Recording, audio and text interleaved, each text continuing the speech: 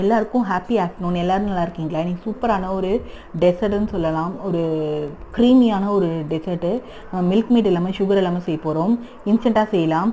இதுக்கு வந்து 2 ஸ்பூன் நெய் விட்டுட்டு அந்த கடாயில் வந்து 2 ஸ்பூன் வந்து சேமியா, 2 ஸ்பூன் வந்து ஜவ்வரிசி அதை ஆட் பண்ணிவிட்டு அரை டம்ளர் தண்ணி ஊற்றிட்டு நல்லா இதை வந்து வேக வச்சுக்க போகிறோம்.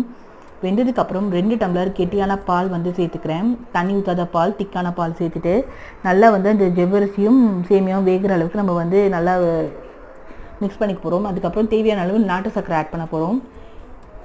நாட்டு சர்க்கரை தான் இந்த டெசர்ட்டோட ஒரு ஸ்ட்ரக்சர்னு சொல்லலாம். அவ்வளோ சூப்பராக இருக்கும். அந்த சேமியா அப்புறம் வந்து ஜவ்வரிசி இதெல்லாம் வந்து பால் கூடயும் இந்த நாடு சர்க்கரையும் சேர்த்து வரும்போது நல்லா ஒரு க்ரீமியான கன்சிஸ்டன்சிக்கு வந்துடும். இதில் வந்து பால் கொஞ்சம் கம்மியாக இருக்குது. நீங்கள் இன்னும் கொஞ்சம் பால் ஆட் பண்ணிங்கன்னா சூப்பராக இருக்கும். இது வந்து ஒரு இன்ஸ்டன்ட்டான ஒரு டெசர்ட். நான் வந்து டெய்லியே செஞ்சுட்ருக்கேன். இப்போ என் குழந்தைங்களோட ரொம்ப ரொம்ப ஃபேவரட். கண்டிப்பாக ட்ரை பண்ணுங்கள். சில்லுன்னு சர்வ் பண்ணுங்கள்.